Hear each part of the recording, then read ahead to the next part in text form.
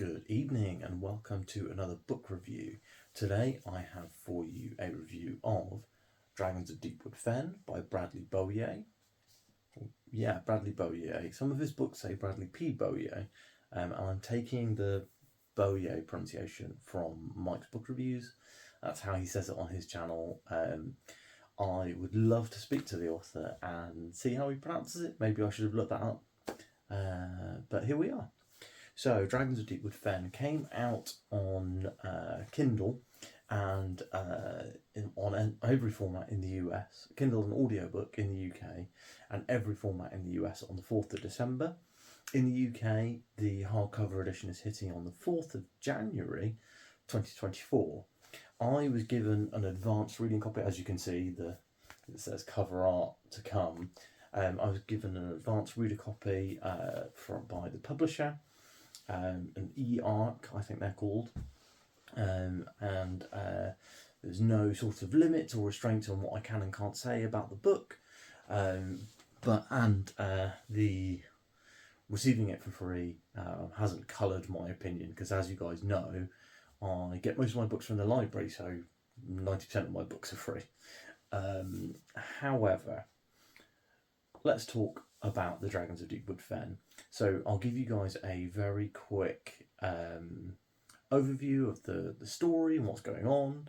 Then we'll talk about the characters and kind of my overall impressions of the book. And then I will do a short spoiler section because I did that for the Curse of the Mistrace review. And I don't know whether people found that to be good or bad, but I know that when I watch book reviews, a lot of my reasoning behind it is to kind of see what people thought of the book that I've just read, and I feel like a spoiler section really helps you understand deeper how that person felt. So let's go straight into this one. So the Dragons of Deepwood Fen, we are coming to a world which is it's kind of like a mountainous and foresty world, where and this is one of the cool things. Okay, so it's like a mountainy, foresty sort of world, and there's two suns, a dark sun and a light sun. So there's like a daytime sun and a nighttime sun, and their relationship is kind of magical, and a lot of the magic of the world comes from the relationship between these two suns, and also the dragons, and the dragons are all kind of related to one or the other. So you have oral dragons, which are they're called radiant dragons. Radiant dragons, which are related to the light sun, the daytime sun, and they're seen as like good dragons. And then you have the umbral dragons, which are illegal to ride and to own and are hunted, and they are kind of belong to the umbral sun, the dark sun, and when the light sun turns to the dark sun, it's called the reckoning. And then when the dark sun turns to the light sun, it's called Cant. So basically there's like reckoning at night time and Cant in the morning. Genuinely a really, really cool, and well thought out world. One of the things that they talk about quite early on in the book is that the dark sun marks your skin and gives you kind of like an evil magical sunburn, which will eventually kill you. And you see that some of the characters have these kind of black sun. One of the major characters is covered in this black sunburn to show that he's, doing some dark stuff out at night. Now, the actual story of the book, so that's kind of the setting. In fact, actually, a little bit more about the setting. So, the cities and the people kind of live made up around these like massive citadel trees. So it's a really, really cool idea. And you have kind of some people live up in the trees, in what's called the Holt, So the Holt is where a group of people called the Kin are from. Well, they've made it their home. They've been there longer than anyone else. And the Kin were many, many years ago. They lost a war with an empire from the mountains, and basically all of the people from the mountain cities came into the Kin and settled in the kind of giant city trees, and then the Kin were forced to live on the ground in like swamps and bogs and stuff, and this is kind of also associated with the magic system as well, because basically the dark sun produces something called umbra, or umbris, I think, and the light sun creates something called aura or auris, and basically the aura rises and umbra falls. So the umbra kind of is on the ground, so that the thing that the Kin can use to perform magic is kind of this traditionally aligned with kind of darkness and maybe evil magic. And then the Auris is something that is found kind of higher up, so like on tops of the citadel trees, on tops of mountains, and that's what the Empire use. A lot of the Empire use for their magic. We also have a prominent religion in the world, which is just called the Church. We have kind of a fanatical religious sect that's kind of associated with but not associated with the Church, that was part of a failed coup for the Church to take over the Empire at some point in the past. This sect is called the Chosen, and they're led by this kind of mythical boogeyman from the religion called the Hissing Man. One of the main POV characters is kind of like a bishop or pope almost of this religion, and they're a really interesting character. They like burn their sight away, and then they use magic to see, but they don't just see like people see, they see in every single direction. So like they don't need to turn their head to see what you're doing, for example. And they wear like ornamental masks to cover their burnt eyes. It's really, really interesting. There's loads of cool world building tidbits in the book, and I don't want to go too deep into them because I think they're more fun for you to find out and read as you see the book. These are all very, very basic stuff. So basically the story of this book is there's kind of two central characters. There's Lorelei, who's from the Empire, and she is basically a detective. She's a cop in one of the major cities of the Empire that's in the ring of mountains that surrounds the Holt. And this city is called Ancris, and she is kind of following this.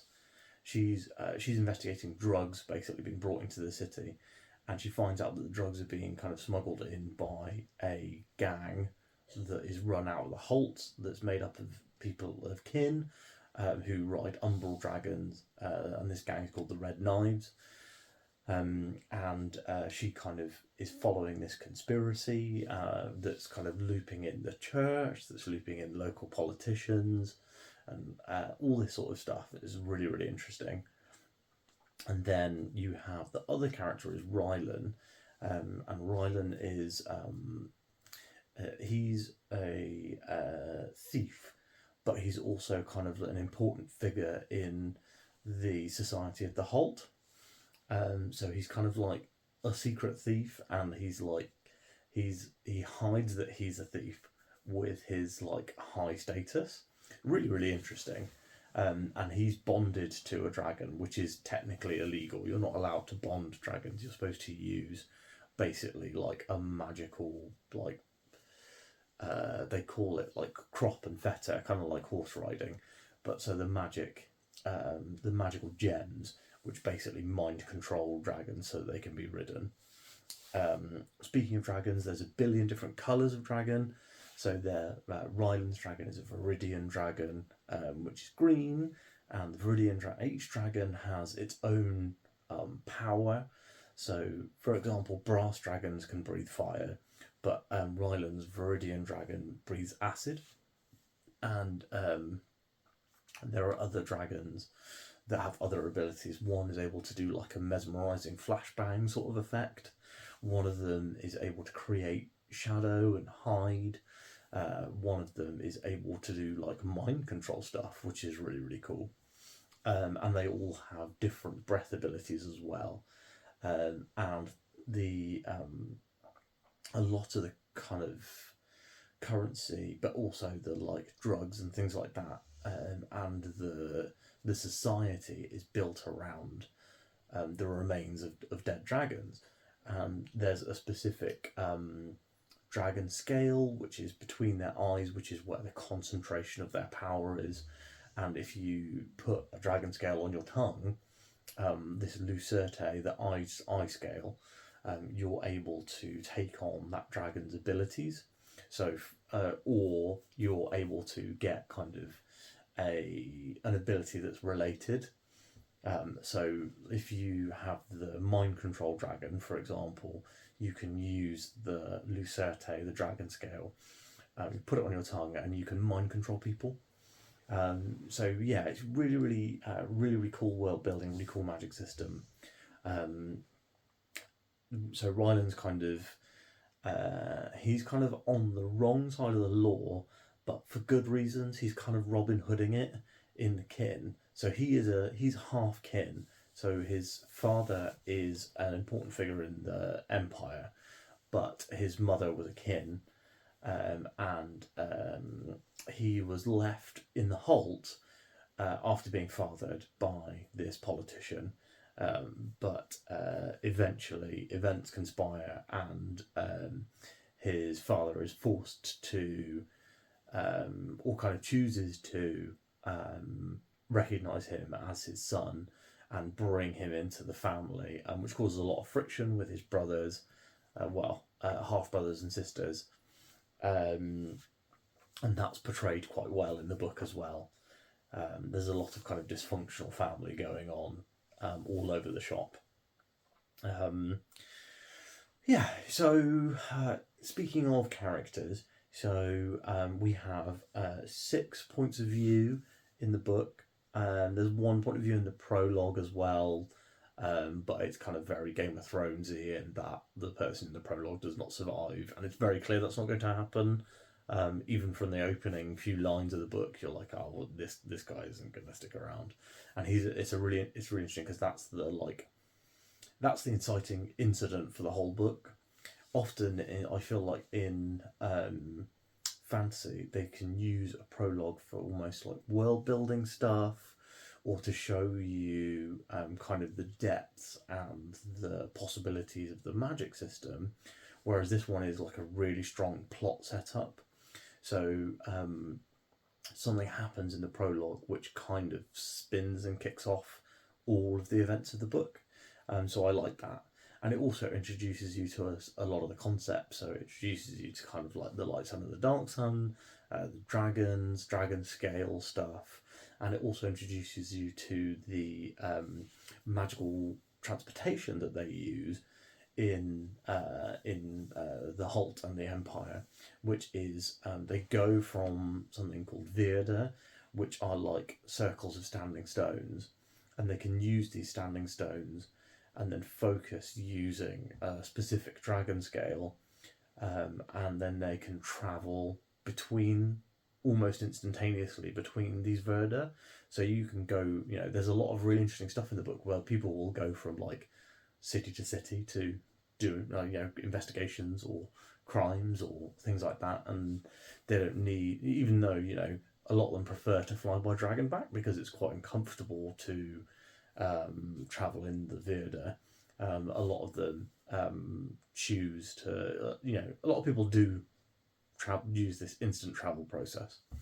And it's really interesting. There's basically like a guy who guides you, who uses the dragon scale, called a ferryman, because the routes between the Virda are they're like the magical way is called the maze, and they have to like find their way through. And so you have to basically, if you want to travel this way, you need to hire a ferryman. Really, really interesting. I love this world. I love the world building. It's quite funny reading a few of the reviews on Goodreads on this one, because I was kind of curious as to what people were saying. Like, one thing I had seen before, and the reason I picked it up was that Robin Hobb had given this 5 stars, and I was like, well, if Robin Hobb likes it, I'm interested. And while I don't 100% agree with her, I did like the book. I mean, we can skip kind of to that one section now. I gave this book 4 stars. I really liked it. I thought that my reasons for liking it are essentially that I think the world building is really interesting, and I think that Bradley Beaulieu has looked at things like how a society would work if these magic systems were in place. So you have these dragons that are kind of concentrations of magic. You have this instantaneous travel that's available, and you have the kind of dark and light sun, and the religion and how that plays into it as well. Essentially, a lot of elements conspired in the world building to really, really hook me onto the book. And then it also did not hurt that a lot of the characters are really well drawn, really interesting. Ryland's kind of dual life as like this kind of Robin Hood thief figure, but also the son of this major politician. And then you get also to see from Lorelei's side, you get to see kind of the more of the common society of this world, but you also get to see like her criminal investigation stuff. I really enjoy seeing like fantasy cops in fantasy worlds, and I think that this is a really well realised version of that. The other POVs are really good as well. I don't want to spoil or go too deep into them, but I think they all add something to the book. I'd say probably the only one, the kind of the third or like first secondary character is one called Rhiannon. And Rhiannon is a kin as well, but she's training to be like a kin mage called a druid, and she's training at like a monastery. And so through her you get to explore a lot of the kin magic and how that works.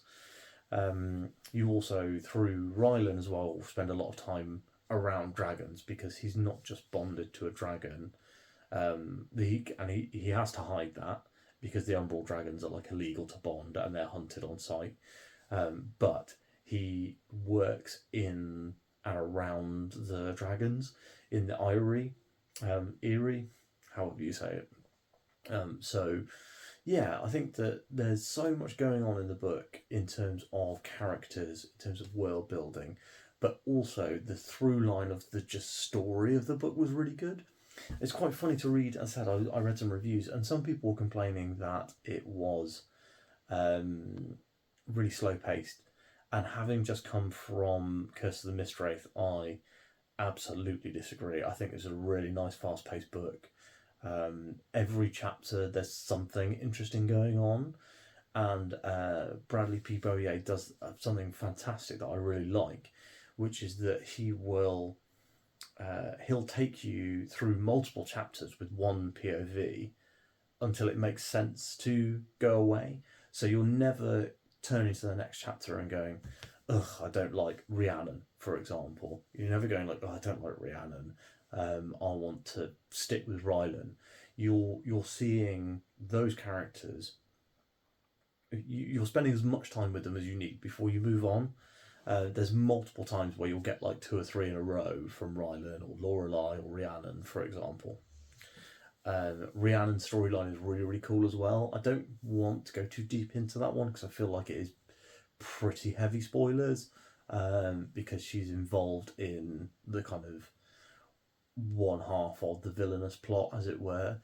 The interesting thing about this book is that everyone has pretty strong motivations, and the Red Knives, who are this criminal gang, but also kind of freedom fighters. They very much have like a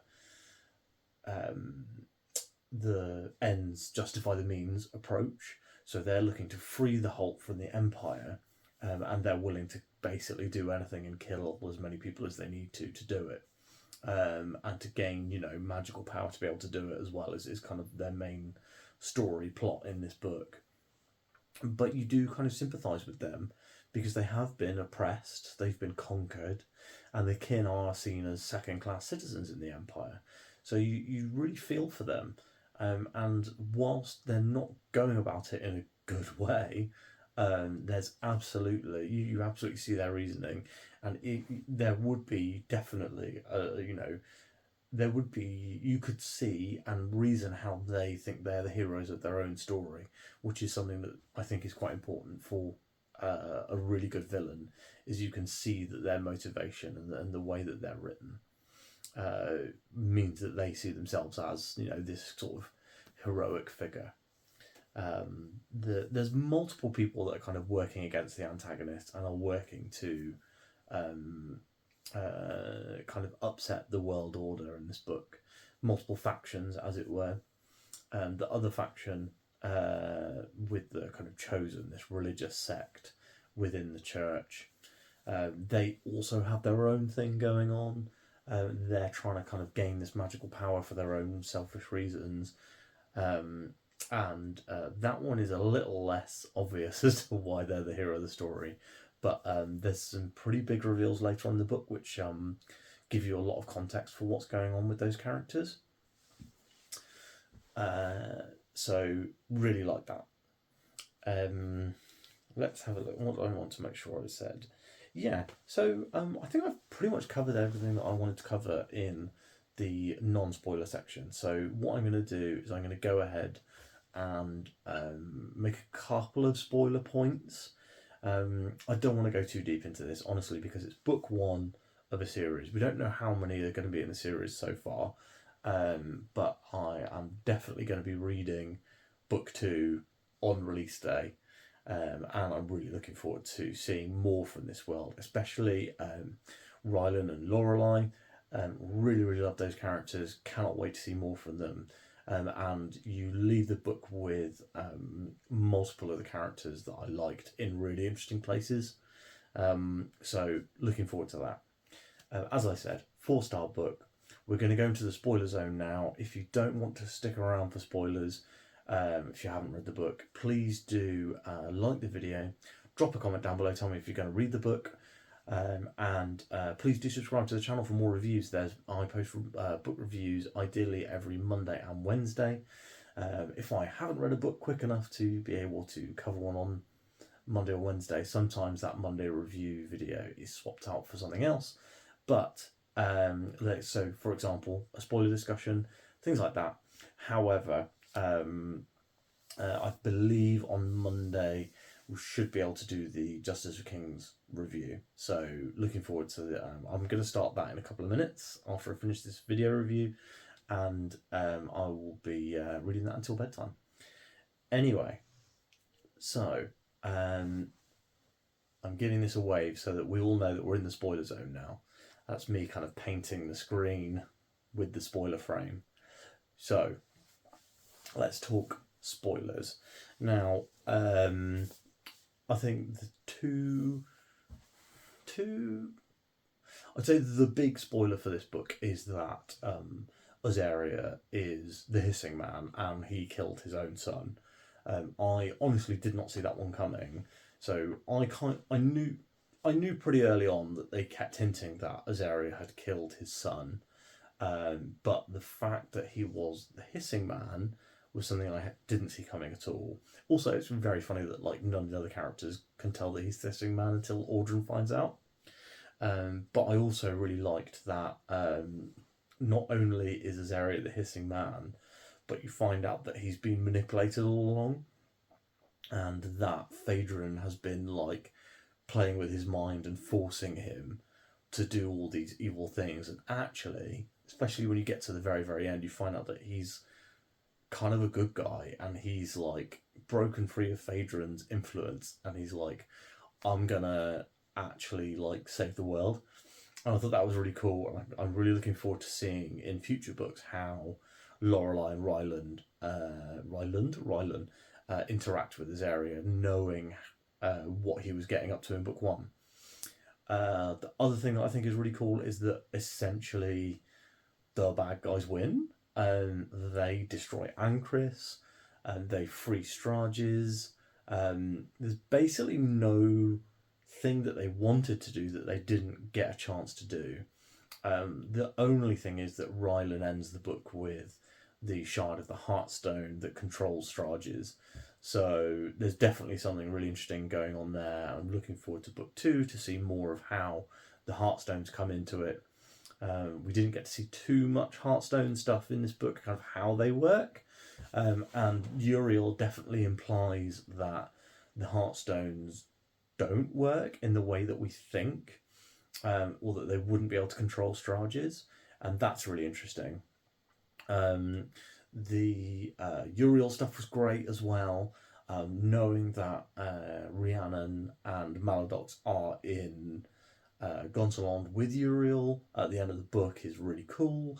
And again, like I feel like every character they're setting up a really interesting new status quo for you to follow. Ancris is destroyed. Like Ancris being destroyed is I was not expecting at all. I was expecting kind of like a last minute save, and also I was expecting Moraine to die again in the book, and her surviving past the end of the book definitely is going to kind of pull some angst in down the line. The questions I want answered by future books are, what I say the big one is, who is Ryland's mum? Now his dad is dead. Will we ever find that out? I would assume that there's some sort of record, or that Sister Merida knows because she's his foster mother. There's definitely, I have a thought in my mind that like maybe Rhiannon's dad isn't who they say he is. That isn't dead, because he's dies in the past off screen in like a way that's basically just kind of dismissed. I wonder who is now the Imperator, I think it's called Imperator of the Holt. Is it going to be Willow because she's kind of been trained up for it, or is it going to be Andros because he's kind of next in line?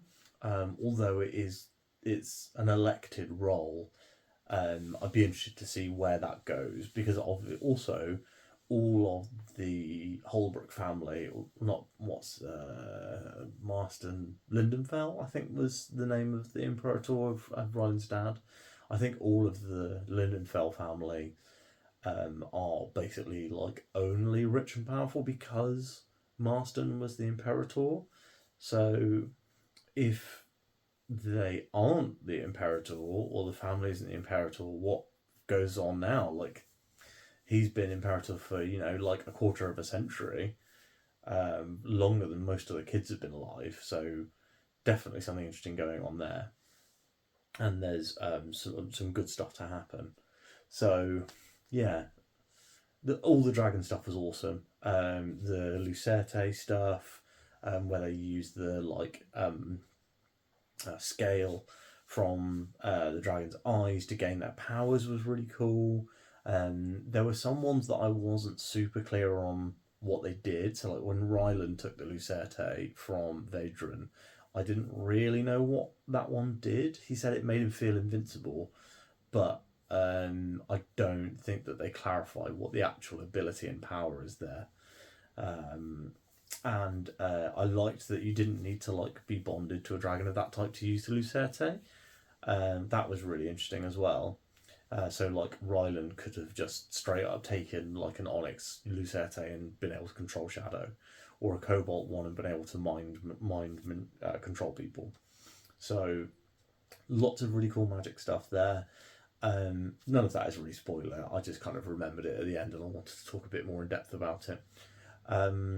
So yeah, this book is really good. I heartily recommend it. In fact, let's end the spoiler section. So we're ending the spoiler section. We're wiping clean the frame from the screen. And I'm saying to you guys now, you should read this book if you are a fan of kind of Game of Thronesy style stuff. It's not grimdark in the way that Game of Thrones is. Characters get like tortured and stuff, but it's not described in detail. There's no sex, for example, on the page, so it's a little bit tamer. But I would say that if you like a lot of the plot elements of Game of Thrones, so for example, it's kind of a soft magic system, not as soft as Game of Thrones, but it's also got, heavy dragon involvement, lots of dragons in this story. Dragons are kind of the central feature of the magic system. They're kind of the spring from where all the magic flows. And also, if you like kind of political stories or like mysteries, I think it all really, really works. And if you enjoy villain POVs, then you will love this book because there's a pretty prominent one. Anyway, I think that's probably everything that we need to discuss about this book. As I said, it's 4 stars, a pretty unequivocal recommend from me. I don't think it's my favourite book that I've read that released in 2023, but it's definitely in the top 3. And I would say if you like dragons, if you like interesting world building, and if you like kind of a complex, not a complex narrative, kind of like a twisty and fun narrative, I'd definitely give this one a shot. Anyway, if you like this video, please give it a like. If you are interested in reading Dragons of Deepwood Fen and you're adding it to your TBR, let me know if I have convinced you to do so in the comments down below. And of course, please subscribe to the channel for more reviews. And tomorrow morning, I will be recording my weekly recap for this week, where I'll be talking about the books that I've read, and I'll probably have a little bit to say about Justice of Kings as well. So thanks so much for watching, and I will speak to you tomorrow.